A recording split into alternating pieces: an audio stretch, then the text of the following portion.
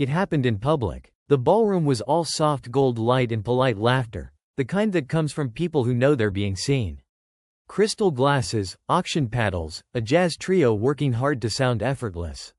My company had a table near the front because we'd donated a package, 2 weeks of labor for a local shelter remodel. The kind of thing you do because it's right, and because your name ends up on a screen behind the stage. She looked perfect, not in a dramatic way, just finished.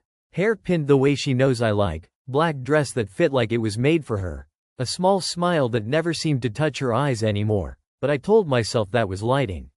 Or stress. Or nothing. We were standing near the bar when he came up. Tall, easy confidence, a hand out like he'd practiced the angle of it. She lit up half a shade brighter than she had all night. "Hey," he said, "didn't think you'd be here." She laughed, soft, familiar. Too familiar. I offered my hand anyway. She cut in before my name could land. "Oh," she said, still smiling, "he's just a friend." Not quietly. Not like a correction. Not an accident. Just placed. Like she was setting a label on a box. For a second, I waited for her to add my husband, like it was obvious and she'd simply skipped a word. But she didn't. She kept that smile, eyes on him, and the room kept turning like nothing had happened. And inside me, something stopped. No anger. No embarrassment. Just silence. I felt the heat of the crowd, the hum of the music, the clink of ice in glasses. Everything normal, everything continuing. But the order of things was broken for good. Like a bolt sheared clean off in a machine that still runs, right up until it doesn't.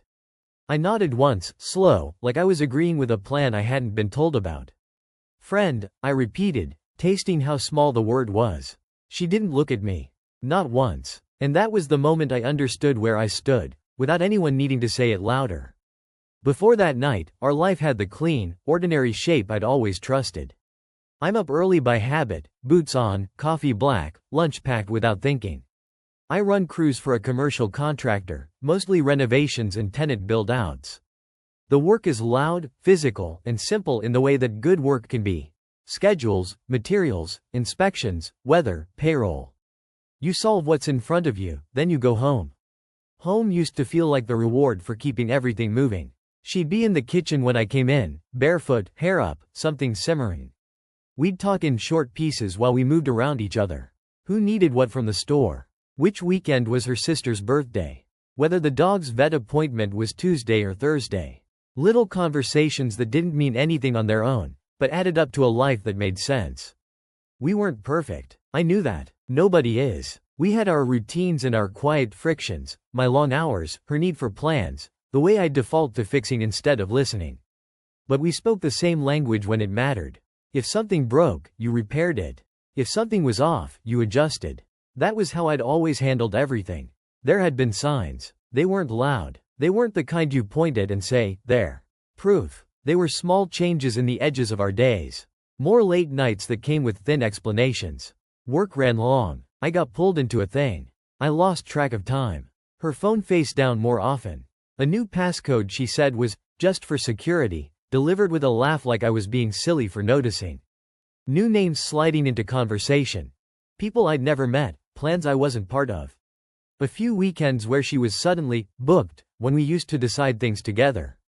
I noticed. I did. I just chose not to make it heavy. Part of that was pride. Part of it was how I was raised. Don't reach for trouble. Don't accuse without reason. Don't make a scene. And part of it was that I still believed in the version of us I'd been living inside. Stability was a habit. You keep showing up. You keep doing your part. If she was stressed, you give her space. If she was changing, you tell yourself it's normal.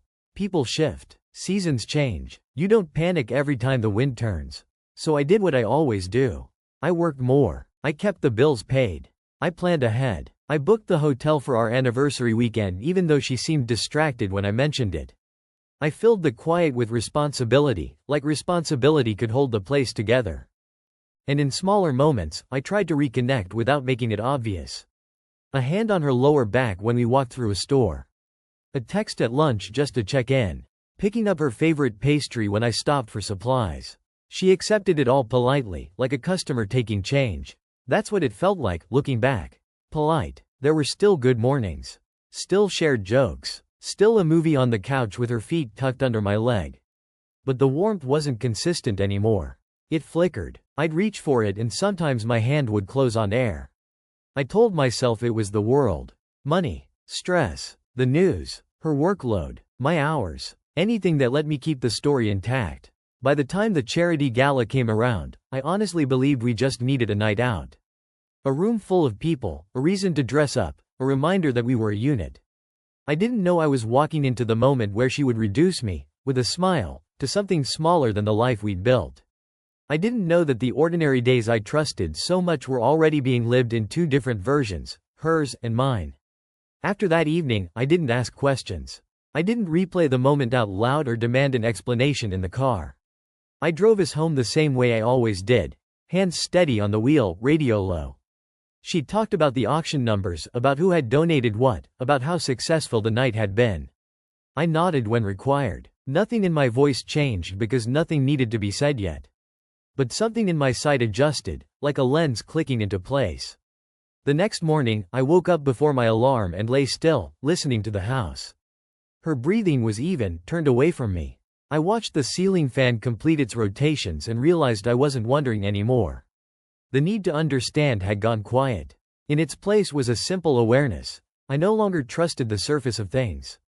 At work, I noticed how easily patterns present themselves when you stop arguing with them. Concrete cures on its own schedule. Crews arrive late in the same ways, for the same reasons.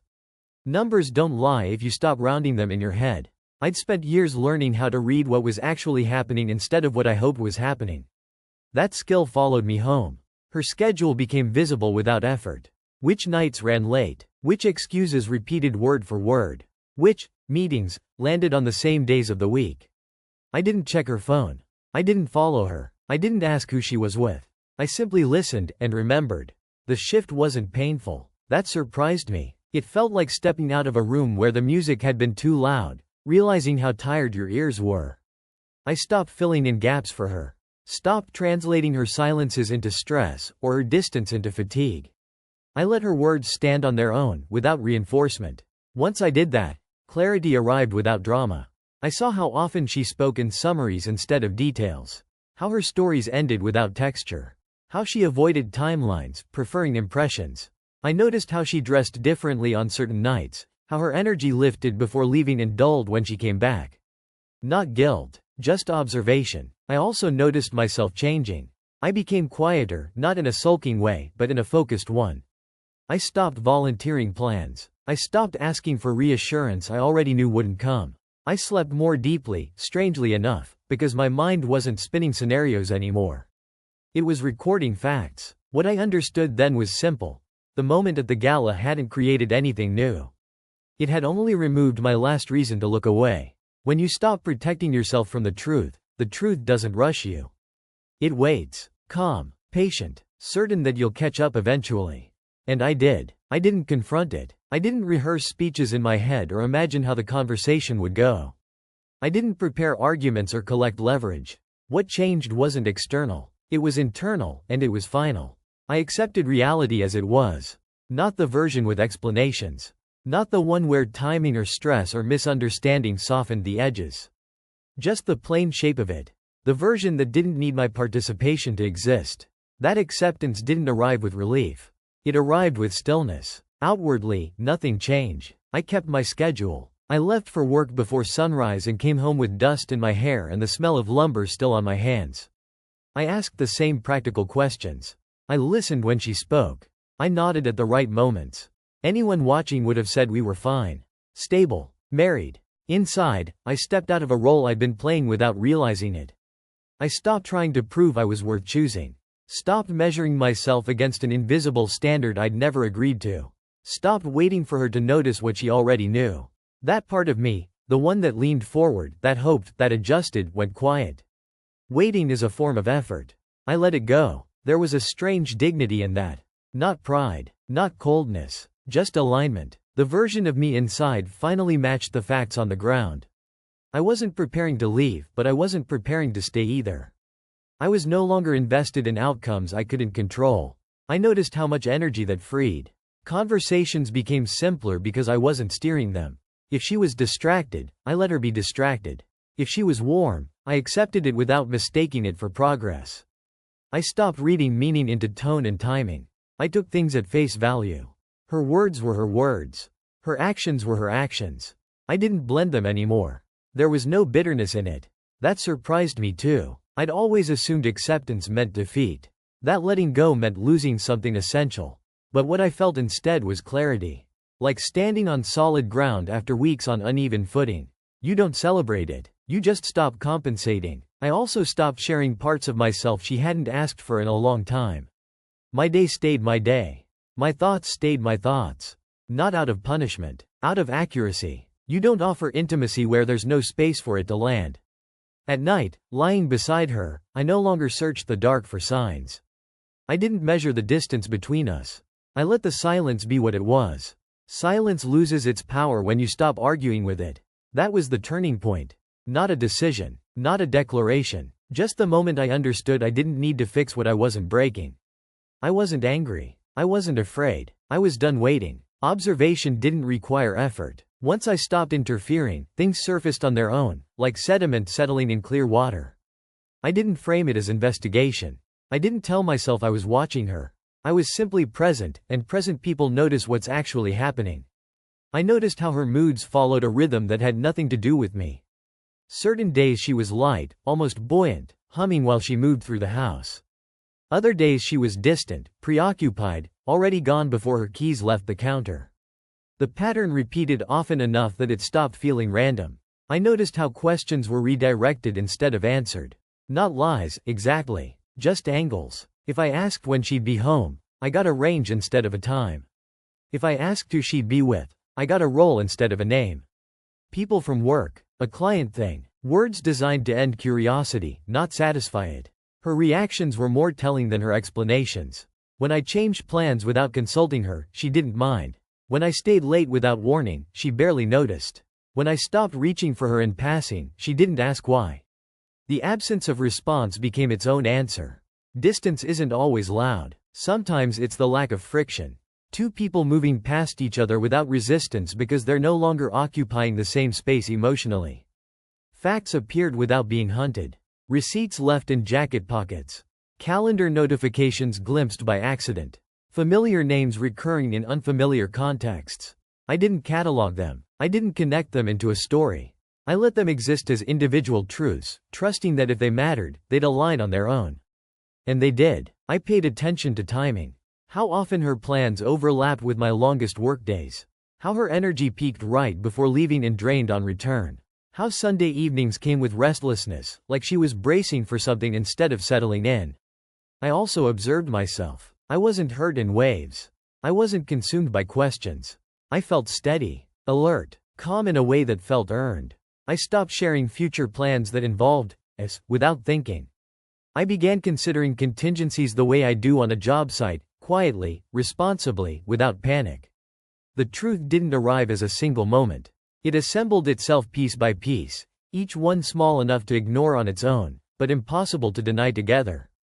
I didn't need proof. I needed coherence. And coherence was forming whether I encouraged it or not. I understood then that looking away had been the only thing holding the illusion together.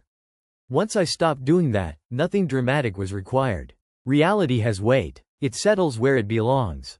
I wasn't collecting evidence. I was just no longer protecting her from being seen. What started between us didn't stay contained, no matter how carefully I kept my distance. When two people share a life, the overlap reaches farther than feelings. It touches schedules, finances, names on documents. You can ignore that for a while, but eventually reality starts knocking on doors you didn't realize were connected. It showed up first at work. A supplier asked me about a change order I hadn't submitted. An email thread forwarded to me included her name, tied to a decision that wasn't hers to make. I read it twice, not because it was confusing, but because it was clear in a way that left no room for interpretation. Lines that had once been separate were crossing. I didn't react. I clarified facts, corrected assumptions, removed myself from conversations that no longer required my input. I didn't accuse anyone of anything. I let the structure do what structures always do when weight is applied unevenly. At home, paperwork started arriving that I hadn't seen before. Notices, renewals, documents that implied plans I wasn't part of. I opened them, read them, and filed them away. Not out of spite. Out of responsibility. You don't leave important things unattended just because they're uncomfortable. Friends noticed shifts before either of us acknowledged them. Invitations came addressed only to one of us. Questions were asked sideways, careful, as if people were testing the ground before stepping. I didn't explain. I didn't correct impressions. I let silence answer where words would only create noise. Outside circumstances have a way of compressing truth. What had once been private choices began producing public consequences. Deadlines missed. Commitments adjusted. Roles quietly reassigned. Not because I pushed for it, but because absence has effects. When someone stops compensating, systems respond. I stayed focused on my lane. Work, sleep, finances, health. I made sure nothing under my name was vague or exposed. Accounts were reviewed. Timelines noted. Not in a dramatic purge, but in the same steady way I'd always prepared for risk. You don't wait for collapse to understand load limits. She sensed it before she named it. I could see it in the way her questions sharpened, in the way she checked my face for reactions that didn't come. The story she'd been managing was getting harder to hold together, not because I challenged it, but because it had to stand on its own now. I understood then that this wasn't just about us anymore. It wasn't even about betrayal in the emotional sense. It was about alignment, about actions finally meeting consequences without interference. I didn't explain myself because there was nothing to explain. The situation was speaking clearly enough. All I had done was stop translating. When you remove yourself from the middle of a lie, it doesn't explode. It simply loses support, and gravity takes care of the rest. The conversation didn't arrive with drama.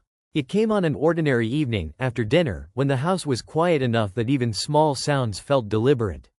She stood in the doorway of the living room, arms crossed loosely, like someone preparing to negotiate rather than confess. "We need to talk," she said. I muted the television and waited. I didn't brace myself. I didn't prepare. There was nothing left to arrange internally. I was already where I needed to be. She started with familiarity, with history, with the version of us that still existed in her voice even though it no longer lived anywhere else. She talked about pressure, about misunderstandings, about how things had gotten complicated without meaning to. Words layered carefully, each one designed to soften the one beneath it.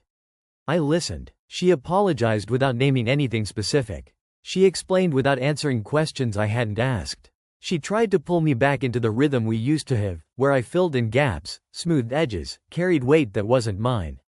At one point she reached for my hand. I didn't pull away. I didn't take it either. The space between us stayed intact, and she noticed. "You're so quiet," she said. "I don't know what you're thinking." "I know," I said. My voice sounded steady because it was. She searched my face for anger, for accusation, for something she could respond to. There wasn't anything there to meet her halfway. Silence isn't empty when it's intentional. It's firm. She asked what I wanted. She asked if I was willing to try. She asked if we could reset, start fresh, leave things behind. The questions came faster then, edged with urgency. Roles she was used to occupying were slipping, and she was trying to step back into them by force of habit. I answered simply. "I'm not going back," I said. Not to the argument, not to the details, just the truth as it stood. She tried once more to explain, to clarify, to remind me of what we'd built. I didn't dispute it. I didn't diminish it. I acknowledged it for what it had been, not what it could save now. "I'm not angry," I told her. "I'm just not there anymore." That was when it landed. Not as defeat, as finality. The conversation ended the way it began, quietly. No raised voices. No slammed doors. Just two people realizing they were no longer standing in the same place, and hadn't been for a while. I didn't feel relief when it was over. I felt accuracy. I stayed where I was. She eventually walked away. And for the first time, I didn't feel the urge to follow. After that conversation, I didn't take action. I didn't announce decisions or outline next steps. I didn't rush to reclaim ground or assert control. I simply stayed consistent, and consistency has a way of revealing what was being propped up artificially. Things began to move without my involvement. Her routines shifted again, but this time with friction. Plans changed abruptly. Explanations became reactive instead of smooth. The confidence she'd carried quietly for months started to thin, replaced by a kind of urgency that didn't know where to land. When stability depends on someone else holding it in place, the absence is immediate. At work, lines clarified themselves. Responsibilities that had been blurred were reassigned cleanly. Decisions that had floated without ownership suddenly needed signatures. I watched from my position, focused on my tasks, aware of movement happening around me that no longer required my participation. At home, the air changed. Not tense, hollow. We occupied separate rooms more often. Conversations narrowed to logistics. Who needed the car? Which bills were due? What time I'd be out the next morning? There was no hostility in it. Just the quiet efficiency of separation already in progress. I didn't correct narratives forming outside our walls. People noticed shifts. Some asked careful questions. Others assumed. I let both happen. Truth doesn't need escorting when it's already walking on its own. What surprised me most was how little effort it took to let things unfold. I'd spent months imagining that disengaging would require force or resolve or constant reinforcement.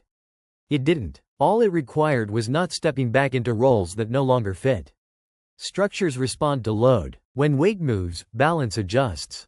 The systems around us, work, finances, social circles, weren't punishing anyone. They were responding to reality catching up. She tried, briefly, to re-establish footing. Small gestures, casual warmth, references to future plans spoken as if they still existed. I didn't reject them. I didn't accept them either. I let them fall where they landed, unanswered. Without resistance, they lost momentum. I allowed the story to finish itself because it wasn't mine to conclude anymore. I'd already exited the center of it. From that position, things made sense. You can see collapse clearly when you're no longer underneath it. There was no satisfaction in watching it happen. No sense of triumph. Just recognition. The same feeling you get when a structure fails exactly where the stress analysis said it would. I stayed steady. I showed up where I was supposed to. I slept well. I kept my world small and solid. And everything that depended on my silence to survive finally learned what silence actually means. The resolution didn't announce itself. There was no final scene, no closing argument, no moment that demanded witnesses. It arrived quietly, the way most real endings do, after the noise has already moved on. We separated without ceremony. Paperwork handled in plain language. Dates agreed on without bargaining. Items divided by use, not memory. There was no need to revisit old ground or assign meaning to things that had already served their purpose. Practicality carried us the rest of the way. I noticed how little emotion accompanied it. Not numbness, clarity. The kind that comes when decisions are no longer hypothetical. I wasn't proving strength or demonstrating restraint. I was simply aligned with the facts, and alignment removes friction. People expected anger, or grief, or some visible reckoning. I gave them none of it, not because I was withholding, but because there was nothing left to perform. The story they imagined had already ended before they noticed it begin. I didn't feel victorious. Victory implies a contest. This hadn't been that. There was nothing to win from seeing things as they were. No prize for accuracy. Just the absence of confusion. There was also no regret. Regret requires believing you could have acted differently and achieved a better outcome. I didn't believe that anymore. I'd responded appropriately at every stage, given the information I had and the values I carried. Responsibility ends there. My life simplified. Mornings were quieter. Evenings were mine again. Decisions were made without negotiation or second guessing. I rebuilt routines the way I rebuild anything else, deliberately, with an eye toward durability. I slept well, ate better, spent time with people who spoke plainly and meant what they said. Work expanded to fill the space it always had, but without the weight of compensating for something unspoken at home. Occasionally, I thought of her. Not with longing, not with resentment, just acknowledgement. She had played her role. I had played mine. The outcome wasn't punishment or reward. It was consequence. What remained was calm. The kind that doesn't announce itself or seek validation. The kind that settles in once you stop living on assumptions and start living on what's actually there. I didn't prove anything to anyone. And that, finally, was the resolution. Life continued without ceremony. Mornings came with quiet light through the kitchen window. Coffee cooling untouched while I stood still and listened to nothing in particular. No tension. No need to prepare for conversations that might tilt sideways. Just the sound of the house being a house. I stopped explaining myself to anyone, including myself. Where I went. Why I left early. Why I stayed late. None of it required a story anymore. My days belonged to me in a way I hadn't noticed I'd lost. Occasionally someone would ask what happened. I give them the shortest answer that was still honest. It wasn't bitterness that kept it brief. It was accuracy. The full explanation no longer mattered. The moment she said, "He's just a friend," didn't break me. It didn't harden me. It didn't turn me into something smaller or colder. It clarified the ground I was standing on.